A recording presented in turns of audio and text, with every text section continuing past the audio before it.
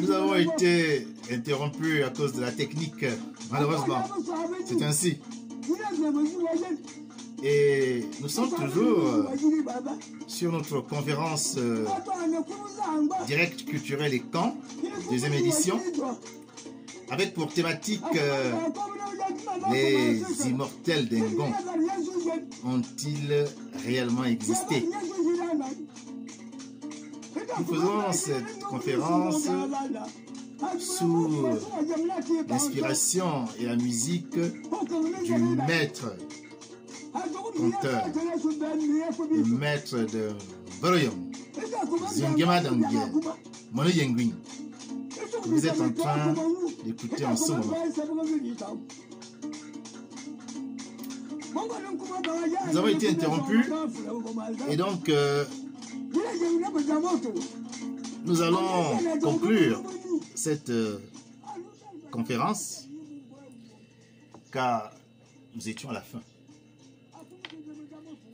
Et pour reprendre les choses, avant de conclure définitivement cette conférence culturelle sur l'immortalité des populations, des peuples d'Engon, est-ce que ces guerriers sont de la pure imagination, des conteurs, de la pure mythification, ou est-ce que ces guerriers ont réellement existé?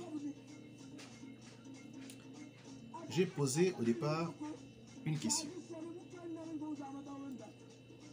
Et ensuite, j'ai adjoint cette question primordiale de 3 sous-questions ou 3 sous-interrogations. Et je me suis engagé à apporter des réponses à ces 3 sous-interrogations afin de pouvoir répondre plus aisément à la première question fondamentale et primordiale qui a justifié cette conférence culturelle que nous avons en ce moment et qui porte sur l'existence supposée ou non des guerriers d'Engon. Je venais à peine de finir de répondre aux 3 sous-questions lorsque nous avons eu l'incident technique. À la lumière des réponses qui ont été données, il apparaît très clairement que si nous considérons que le conteur d'un Voroyon est à la base un historien, car il raconte des histoires. En tout mot, à Bomonfeng, c'est aller donner une nouvelle. Akat, c'est raconter une histoire. Mais on peut raconter une histoire fausse. On peut raconter une blague. Alors on utilise le mot akat. Mais lorsque l'on raconte une histoire vraie, on ne dit plus akat. On dit allant. Et en wallant, quand tu lis une chose qui existe.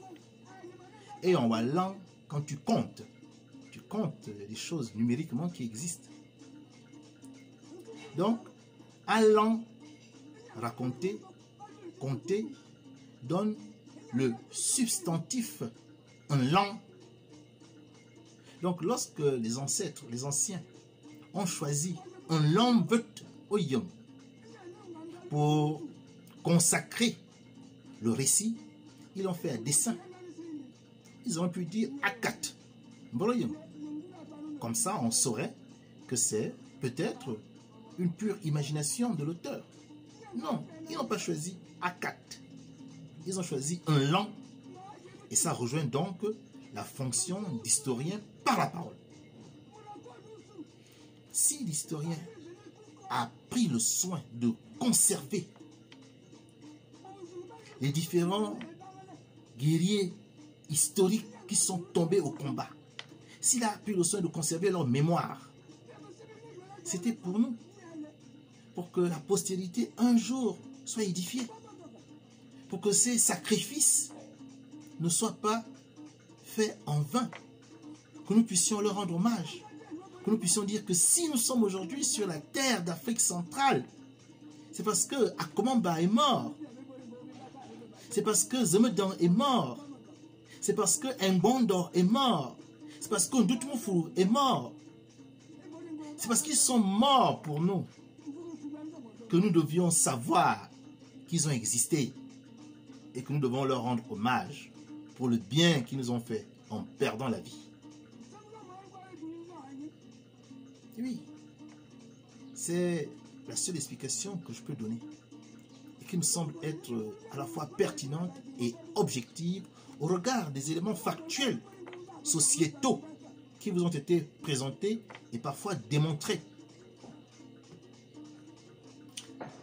Donc, je conclus là, les personnages historiques que sont les guerriers et camps qui ont mené conquête et invasion sur les terres d'Afrique centrale sont les personnages que nous retrouvons sanctuarisés au Panthéon d'Engon. Ce sont les personnages qui ont été statuifiés par la parole et qui résident dans la cité légendaire d'Engon Zorme Begamemba. Je reviendrai sur un autre direct concernant la mythification. Comment est-ce que de l'historicité, nous sommes partis dans le mythe. Montrer le socle de base authentique sur lequel reposent les sédiments de mythologie qui ont été produits par des siècles d'oralité. C'est une thématique qui est prévue et sur laquelle je reviendrai volontiers avec plaisir.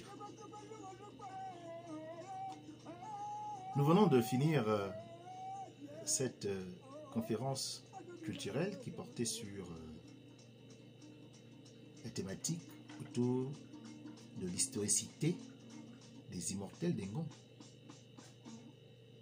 J'ai répondu et j'ai essayé d'être le plus objectif possible selon notre théorie critique de l'historicité de Boroyo. C'est le dernier direct culturel et camp qui est gratuit. C'est le dernier.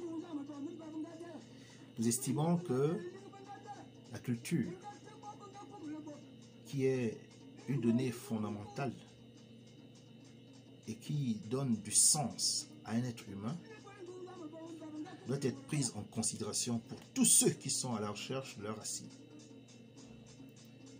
Et le travail de recherche que nous avons fait, que nous avons financé de notre propre poche et que nous vous livrons aujourd'hui, mérite de se poursuivre. Mais nous attendons la contribution de tous ceux qui comprennent les enjeux et qui comprennent la difficulté d'entreprise dans laquelle nous nous sommes inscrits et qui pensent qu'effectivement, en payant pour avoir droit à une conférence, non seulement ils s'instruisent sur des données qui leur échappent, mais également ils participent à donner des moyens financiers aux chercheurs que nous sommes. Aux chercheurs que nous sommes. Et si les conférences sont payantes, les montants ne sont pas si importants. Ils sont modiques. 5 000 francs CFA au regard de toute la quintessence qui nous sera livrée.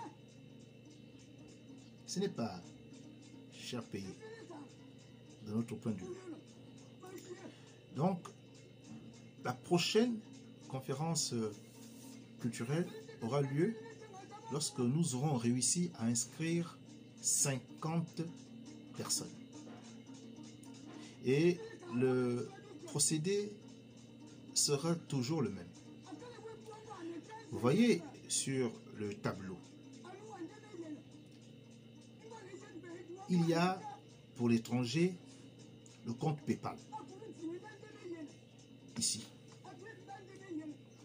dont le lien sera transmis sur notre page officielle